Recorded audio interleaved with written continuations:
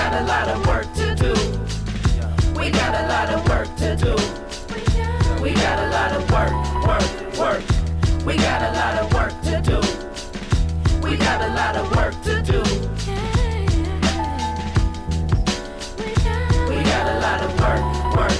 Community-based, they say it takes a village to raise children. Community safe to say in need of repair and building. $87 billion spent by our so-called government, yet we need textbooks and Medicare, shoes and clothes for boys and girls to wear. I must teach young women to take pride in education as they do in themselves, and you must teach young men to love, honor, stay nearest and help, cause together we can rise above our present state of being. From the lost states of America, Mozambique to the Caribbean, put your fists where I can see them, rock on.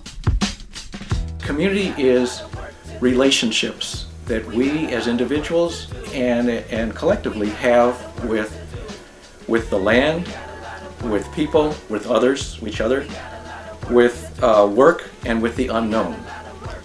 And we can look at those relationships then in terms of the other questions like, well, how are those relationships defined, or who is defining those relationships?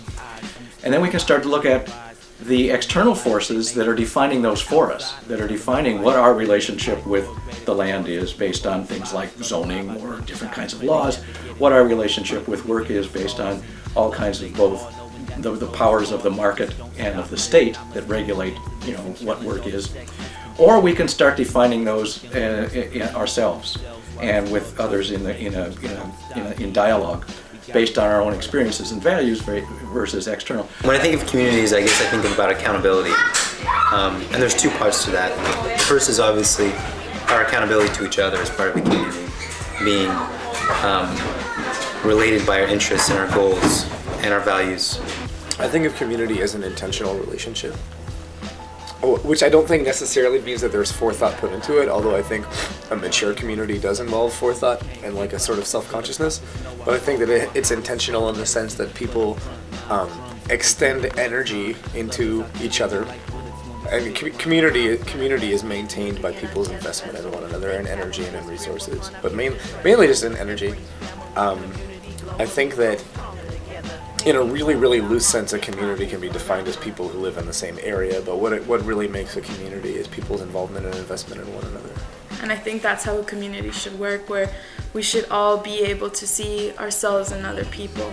Otherwise, we're not really affected or involved or engaged. I would say community is a place where people take care of each other. There's the duties and obligations on one hand, which are things that we're really terrible about, right? Taking care of each other, making sure people don't live on the streets, making sure that people have the things that they need, and making sure that that they have the opportunity to be part of the community, to contribute, and to benefit our lives too. That's part of community, is that we take care of each other. We help each other when we're trying to find a job, or trying to find a resource. And it's also really important to be doing something locally. Yeah. A lot of the focus is on global issues, but it's really important to work locally and then connect those global issues. But that is community for me, is that people have energy and the intention to realize that we all have like those common bonds, regardless of our political spectrum, regardless of our background, anything like that. Everybody needs to eat. Everybody needs a home. Everybody needs a sense of belonging. And that represents the people, the institutions, the history, the future, even the good and the bad.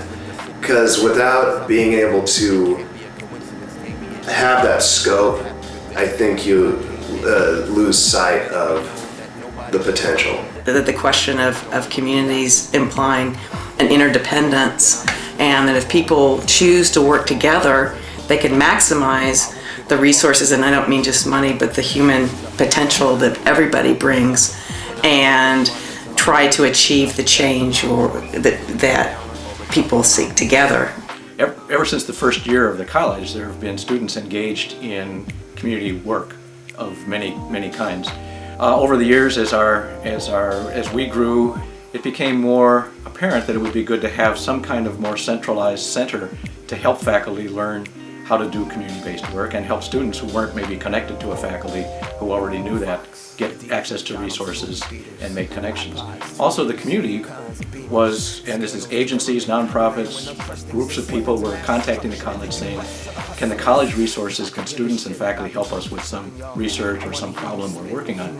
The legacy of the Center for Community-Based Learning and Action at Evergreen was really shaped by some key founders who have roots in community-based research.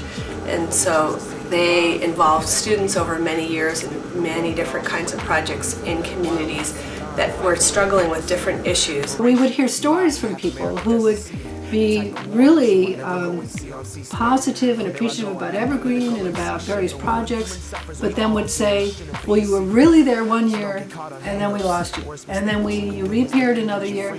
And they were really asking for more, not some kind of bureaucratic predictability, but a kind of longer, mature relationship where students could move in and out of it, but that there would be some sense of what are we doing out in the region on economic rights for a long stretch of time.